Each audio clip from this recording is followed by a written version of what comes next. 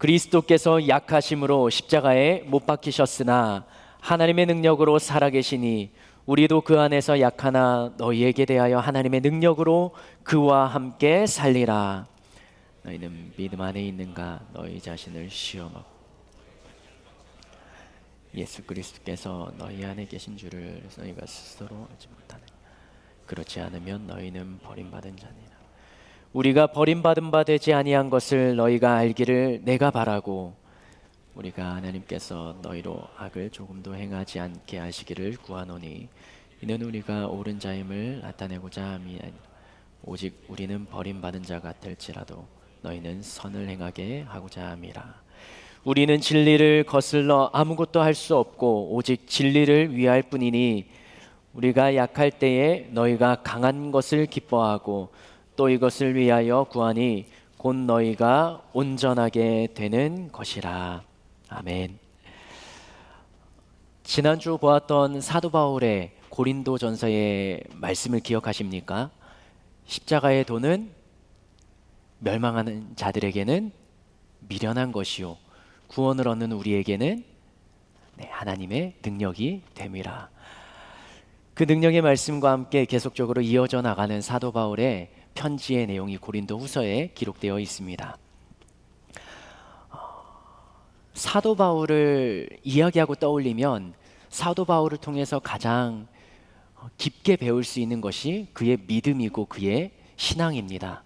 사도 바울처럼 수많은 고문과 죽음의 위협 속에서도 자신의 믿음과 신앙을 지키고 처음 하나님이 주셨던 그 마음을 잃어버리지 않고 끝까지 로마에까지 가서 복음을 전하고 왕 앞에 서고자 하는 그 마음, 변치 않는 믿음과 신앙, 그것을 지켰던 사람이 성경에 등장하는 사람들 중에 드물기도 합니다. 그런데 그 사도 바울의 믿음, 그것은 어떻게 생겼고 어떤 믿음을 가지고 있는지 그것에 대해서 우리가 오늘은 좀 살펴보고 싶은데요. 믿음은 어떻게 생기는가? 그것은 우리가 무언가 교육을 받아서 생기기도 하지만 그냥 자연스럽게 삶을 통하여서 경험을 통하여서 믿음이 생기기도 합니다. 제가 태어날 때 기억은 나지 않지만 저의 인생 가운데 기억이 시작되는 4살, 5살 그때부터 저는 지금의 아버지 어머니를 아빠, 엄마라고 부르면서 지내왔습니다. 그리고 지금까지도 그렇게 지내고 있죠. 제가 저희 부모님을 나의 아버지, 나의 어머니가 아니라고 한 번도 생각을 해본 적이 없어요. 그런 의심을 가진 적이 없었습니다. 그렇다고 의심을 하지 않는다고 해서 믿음이 흔들리지 않는다고 해서 부모님과의 관계가 늘 좋았던 것만은 아니죠. 제가 중학교 때 아주 부끄러운 일이 있었습니다. 제가 중학교를 다닐 때 어머니가 신발을 사주셨어요. 그때 생활은 좀 넉넉하지 않았기 때문에 제 마음속에는 브랜드 신발을 신고 싶었는데 그런 신발을 신을 수 있는 여건이 되지 않았고, 그런데 어느 날 어머니가 신발을 사가지고 가져오시는데요. 하얀색 흰 신발을 가져오시는 거예요. 근데 그 옆에 마크가 이렇게 이런 마크예요. 여러분이 보시기에 이런 마크. 어떤 메이커죠? 프로스펙스. 이건 나이키고 이 두 글자에 약간 F를 눕힌 듯한 그 당시에 프로스펙스 하얀색 신발을 가져왔는데 그걸로도 저는 너무나 기쁘고 행복했습니다. 하얀색 신발이라 더러워질까 봐 조심조심 신고 이거를 학교에 신고 갔어요. 마음속에는 브랜드 신발을 신었다는 아주 행복한 마음을 가지고 갔습니다. 그런데 어디서 알았는지 그 신발이 그냥 일반 운동화가 아니라 테니스화라는 것을 알게 됩니다. 검색을 했든지 매장에 갔든지 어디선가 테니스화라는 걸 알게 된 다음부터 제 마음속에 굉장히 불편한 마음이 들기 시작하는 거예요.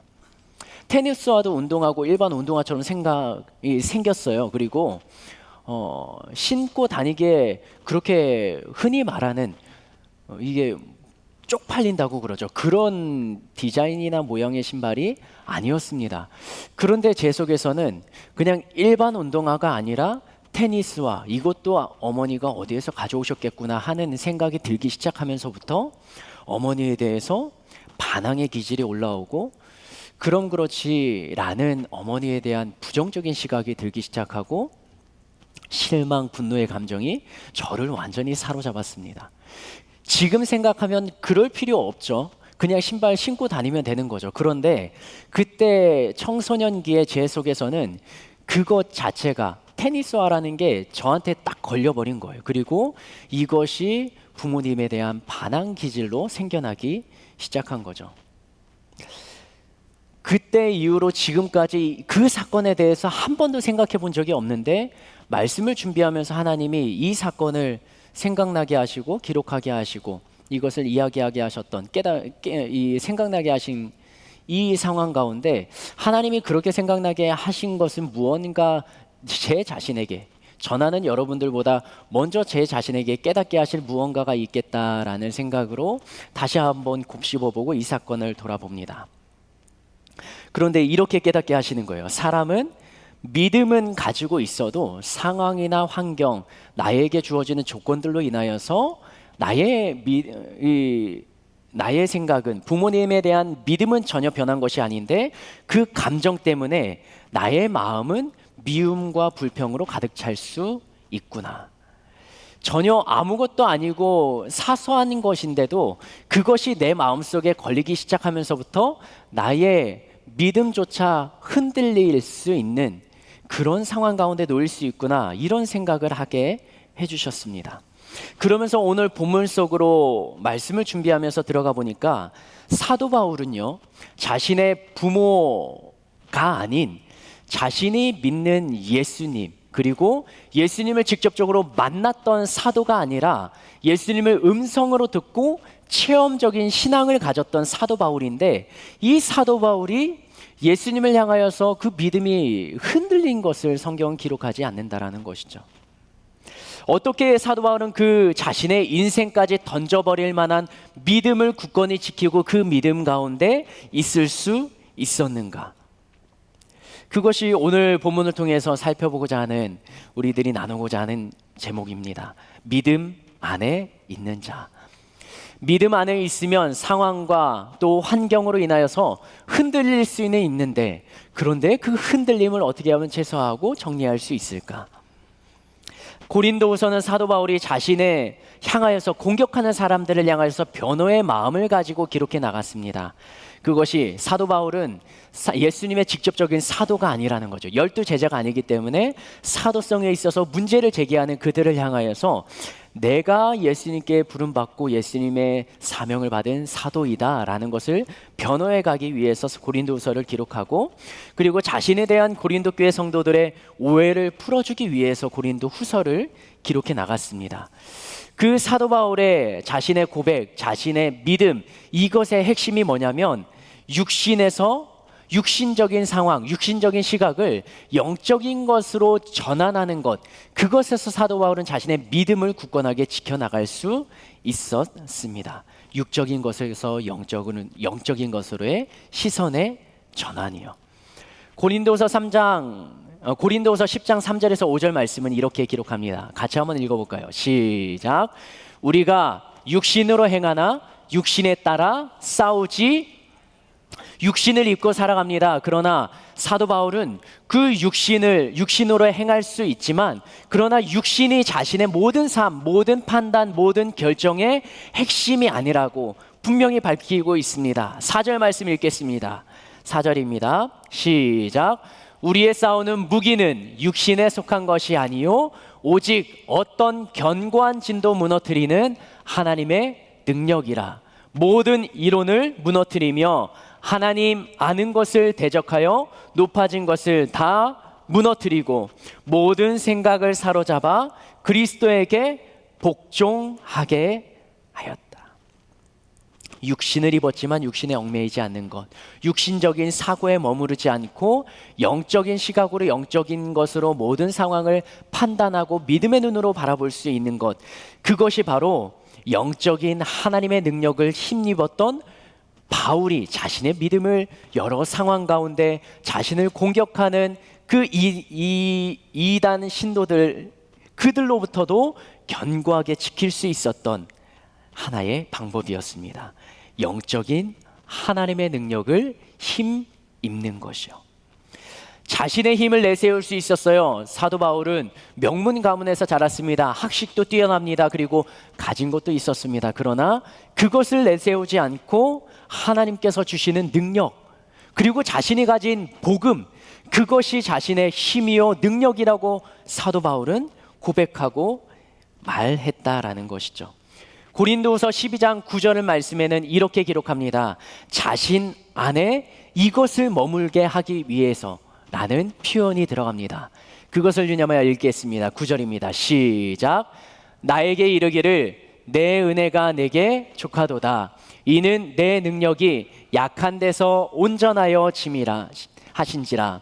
그러므로 도리어 크게 기뻐함으로 나의 여러 약한 것들에 대하여 자랑하리니 이는 그리스도의 능력이 내게 머물게 하려 함이라.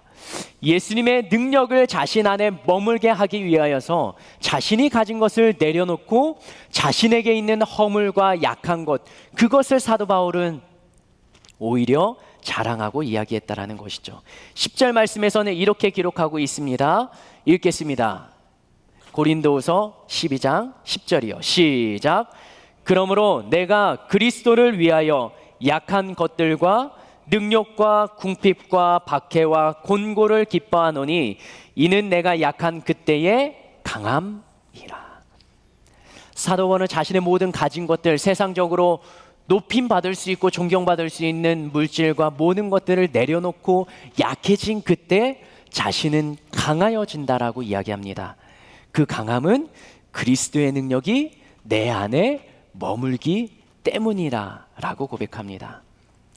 약해진 그때 강할 수 있다. 제가 살아오면서 그렇게 싸움을 많이 하지 않았습니다. 손에 꼽을 정도인데, 그런데 제가 지켜보았던 싸움 중에 머릿속에서 잊혀지지 않는 싸움이 있습니다. 지난번에도 한번 이야기했던 것 같은데요. 제 친구 두 남자친구가 싸운 건데요. K라는 친구와 L이라는 친구. 결론으로 보자면 이 K라는 친구가 눈물을 흘렸습니다. 눈물 흘리면 뭐예요? 진 거죠. 근데 이 L이라는 친구가 열심히 때려가지고 K가 눈물을 흘리면서 울고 있어요. 그런데 저기 교실문 앞쪽에서 두두두두 발자국 소리를 들리면서 누군가가 등장합니다. 그때 이 울고 있던 K의 얼굴이, 표정이 바뀌기 시작합니다. 거기서 들어온 사람은 누굴까요? K의 형. 그리고 형 혼자 온 게 아니라 형과 함께 그 같은 반 친구들, 남자친구들이 들어오는 거예요. 그리고 이 둘 사이를 둘러쌉니다. 그러면서 그 형이 이 울고 있던 동생한테 이야기합니다. 야, 한 대 때려. K는 L이라는 친구한테 맞고 울고 있었어요. 그런데 형이 때리라는 말에 때렸을까요? 안 때렸을까요? 주먹을 쥐고 때립니다. 아니, 그 전까지는 맞고 터져가지고 울고 있는데 싸움에선 진 건데, 그런데 왜 다시 주먹을 들고 이 상대방 친구, 자기보다 힘센 친구를 때릴 수 있었나요? 그 옆에 그 아이보다 힘센 형과 형 친구들이 둘러싸고 있었기 때문에요. 세상에서는 힘이 지배합니다. 힘센 사람이 물질과 권력과 지식으로 힘이 약한 자, 약자를 누릅니다. 그게 세상의 일반적인 방법이죠. 화가 나고 분노가 치밀어 올라도 이 약자는 강자를 상대할 수가 없어요. 왜냐하면 힘이 없기 때문에. 치고받아도 또 눌림받고 공격당할 게 뻔하기 때문에. 이길 힘이 없기 때문에. 그런데요, 나에게 두려움이 사라지는 순간이 언제냐? 내가 공격당했던, 내가 굴복당했던 그 사람보다 더 큰 힘과 능력을 가진 사람이 내 옆에 있을 때 나는 비로소 힘을 낼 수가 있습니다. 사도 바울이 지난주에 고백했죠. 십자가의 도가 멸망하는 자들에게는 미련하지만 구원을 얻는 백성들에게는, 우리들에게는 능력이라고 말했던 그 까닭. 사도 바울은 세상을 향해서, 세상 사람들이 자신을 향해서 보고 고린도 교회 사람들조차 자신을 보는 사람 중에 미련하고 저렇게 살 필요가 없다라고 세상적인 방법으로 자신을 바라보는 그들을 향하여서 나의 이 연약함, 나의 이 어려운 생활 가운데 그러나 나는 포기하지 않는 그 한 가지가 있다. 그것은 세상의 기준보다, 너희들이 생각하는 것보다 더 가치가 있는 것이고 나는 그것을 붙잡고 그것을 능력이라 생각하면서 살아간다 라고 당당하게 이야기하고 있는 것입니다. 그러면서 이렇게도 사도 바울은 이야기합니다. 고린도후서 11장 16절 말씀이요, 자신을 향한 사람들의 표현이에요. 읽겠습니다. 시작. 내가 다시 말하노니 누구든지 나를 어리석은 자로 여기지 말라. 만일 그러하더라도 내가 조금 자랑할 수 있도록 어리석은 자로 그대로 받으라 라고 말합니다. 나를 향하여서 어리석다라고 말하지 말라, 생각하지 말라. 왜냐하면 나는 그 어리석음이 아니라 영적인 눈이 열려 있고 영적인 시각으로 이 상황을 바라보고 있고 영적인 하나님의 능력이, 세상을 통치하시는 하나님의 능력이 나와 함께함을 나는 믿음으로 고백하기 때문이다 라고 이야기하는 것입니다.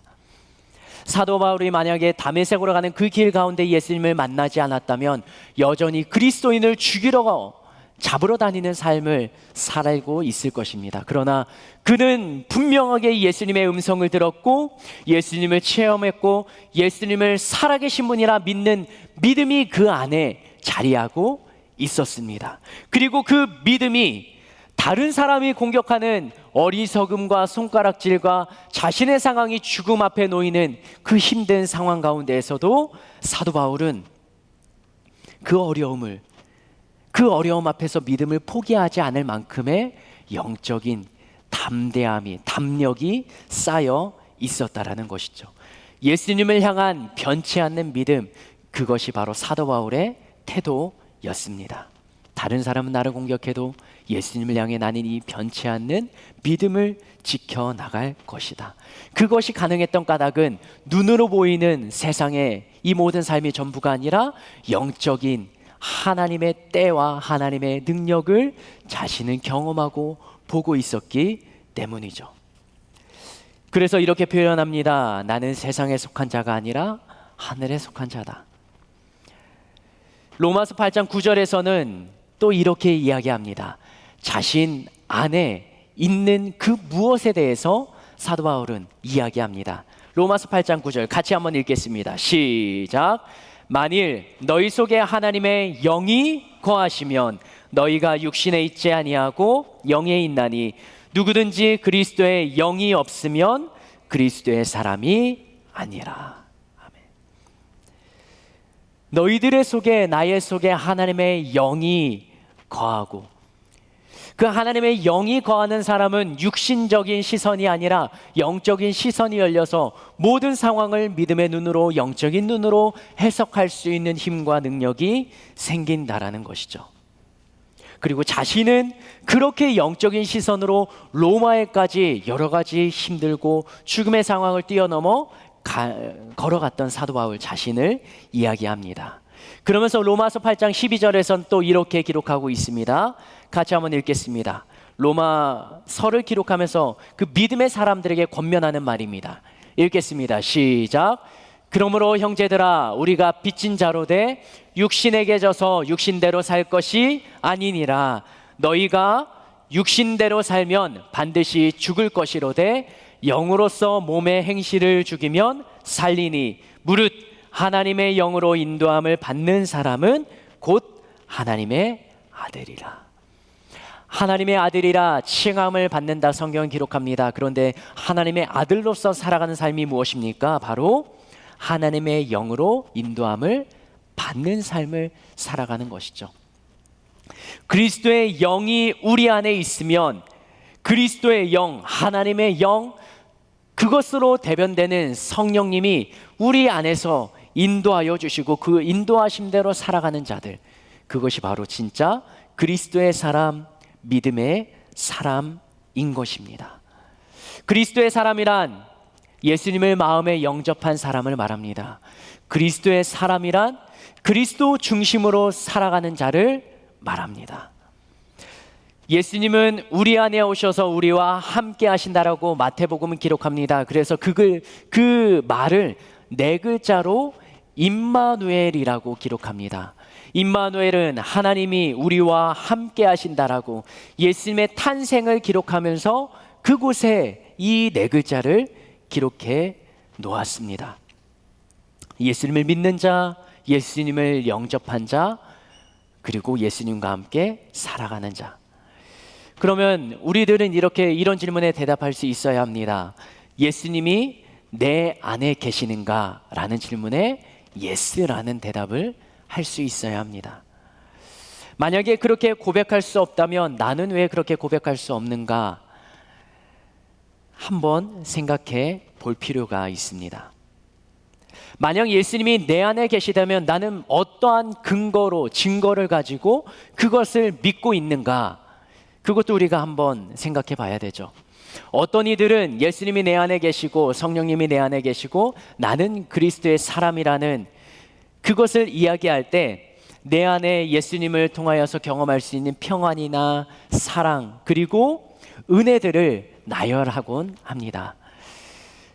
그런 감정이나 느낌들 그리고 삶의 경험들 그것들을 통하여서 예수님이 내 안에 있고 성령님이 나의 삶을 인도해 가심을 우리들은 고백할 수 있습니다. 그런데 그것이 전부라고 생각한다면 때로는 나의 삶 속에서 어려움과 또 고난과 고통의 상황에 놓이게 된다면 예수님은 나와 함께 하시지 않는다라는 그러한 생각을 할 수밖에 없습니다. 광야라는 찬양을 잘 알지 않습니까? 그 찬양의 시작은 이렇게 시작합니다. 왜 나를 깊은 어둠 속에 홀로 두시는지, 어두운 밤은 왜 그리 길었는지, 고통과 어려움 속에서 왜 나를 홀로 두시고 하나님은 나와 함께 하시지 않습니까? 그것이 체험적 신앙의 약점입니다. 저는 교회 안에서 자랐고 교회의 문화가 익숙하고 당연합니다. 그리고 저는 초등학교 6학년 때 침례를 받았습니다.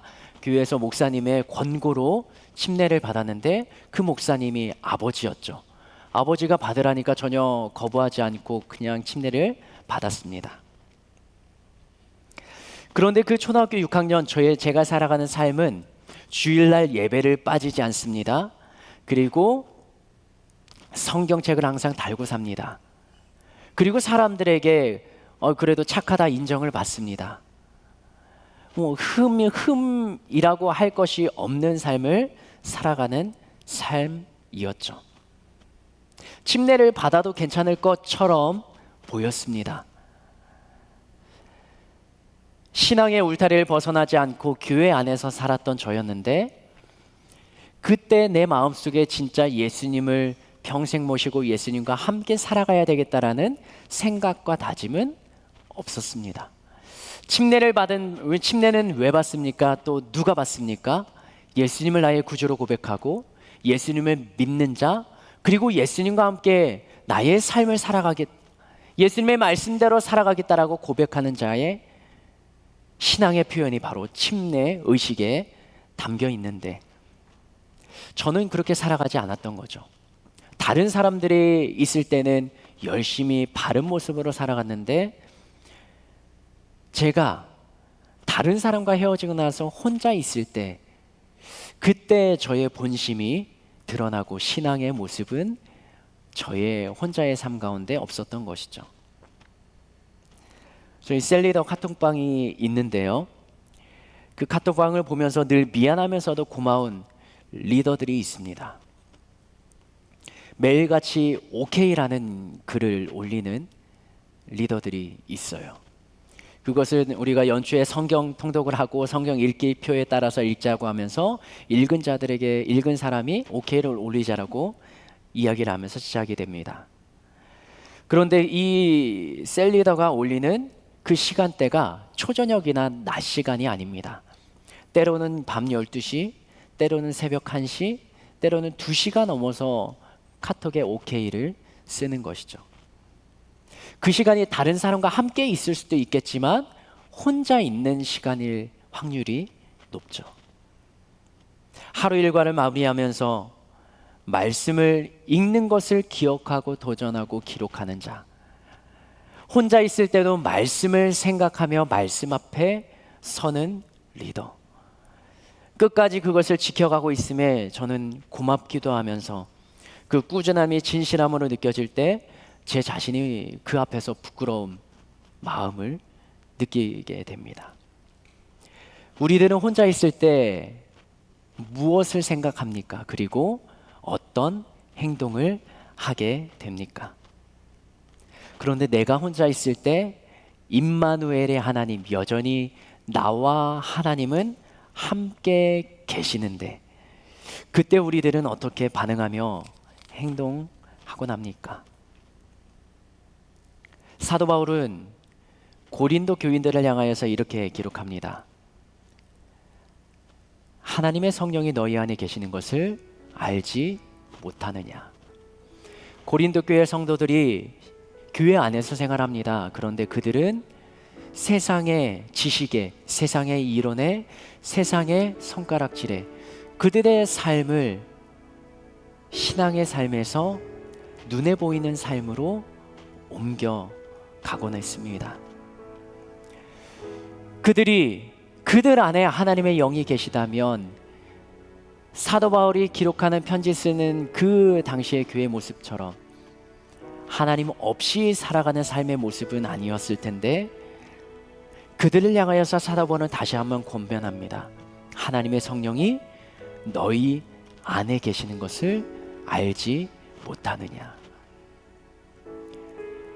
이론으로는 알고 있어도 부활하신 예수님이 하나님의 계신 보좌 우편에 앉아 계시지만 하늘로 가시며 이 땅 가운데 성령님을 보내주셔서 우리 안에 함께하게 하시고 우리를 고아처럼 홀로 버려두지 않으신다는 성경의 말씀대로 이루어 주시고 성령님이 우리 안에 계신다. 믿는 자에게는 성령을 주신다라고 말씀하시는데 주의 영은 떠나지 않는다 말씀하시는데 내 안에서 그 영을, 하나님의 영을 밀어내는 삶을 살아가는 건 아닌가요? 우리가 분명하게 확증하고 살아야 된다는 건 예수님이 내 안에 계시다는 것입니다. 하나님이 내 안에 계시다는 거예요. 그런데 그것이 체험적 신앙으로 내가 힘들고 어려울 때 주님은 나와 함께 하시지 않는가 봐, 나의 삶에 도와주시지 않는가 봐 라는 생각을 할 만큼 확신이 흔들리는 것이 아니라 누가복음 24장에 보면 예수님이 십자가에 달리신 다음에 엠마오로 가면서 제자들을 만나십니다. 그리고 제자들이 예수님을 알아보지 못할 때 예수님이 그들의 제자들에게 어떻게 하셨는가, 이것이 오늘 우리가 삶 속에 적용해야 되는 모습이지 않을까 생각을 합니다. 예수님은 그때 나다라고 말씀하시면서 그 증거를 구약에 나오는 말씀을 인용해서 제자들에게 다시 한번 말씀을 가르치십니다. 그리고 그 말씀을 풀어서 설명해 주십니다. 그제서야 제자들은 길에서 우리에게 말씀하시는 그 내용을 듣고 나중에 이렇게 고백합니다. 그 예수님께서, 그 사람이 우리에게 성경 말씀을 풀어서 설명해 주실 때 우리의 마음속에서 뜨거운 감정이 살아나지 않더냐. 그러면서 그들에게는 믿음이 다시 한번 회복되고 자라나기 시작합니다. 일주일에 한 번 말씀이 도전이 되지 않을지도 모릅니다. 그러나 나머지 6일 동안 우리는 여전히 말씀 앞에 서야 합니다. 상황 때문에 우리의 믿음이 흔들리는 그런 위치에 놓일지라도 우리는 말씀 앞에 서면서 말씀이 증거하는 예수님, 그 예수님을 통하여서 우리들은 다시 한번 확신과 믿음을 회복할 수 있어야 된다는 것이죠. 그것이 말씀을 통하여서 우리의 믿음을 세워가는 것, 말씀을 통하여서 나의 영이 다시 한번 새로워지는 것, 그것이 바로 건강한 나의 믿음을 세우는 방법입니다. 사도 바울은 복음을 계속적으로 전합니다. 그리고 복음을 전하면서 말씀을 기록합니다. 그리고 예수님이 하셨던 그 말씀이 복음을 전하는 내용 속에 계속 담겨 있기에 그는 예수님의 말씀에 충분히 젖어 살아가는 삶을 살았습니다. 혼자 있을 때도 우리들은 하나님이 주신 이 말씀을 가장 귀하게 여기는 자입니까? 나의 두 손에 이 말씀을 올려놓고 믿음을 확증해서 나의 믿음이 흔들리지 않도록, 때로는 흔들리는 상황 가운데 놓일지라도, 나의 삶이, 나의 육체가 어려움 가운데 놓일지라도 믿음까지 흔들리지 않도록 이 말씀이 나의 삶에 적용되도록 우리들은 그 믿음 위에 서 있을 수 있겠습니까? 주만 의지해라는 찬양은 이렇게 고백합니다.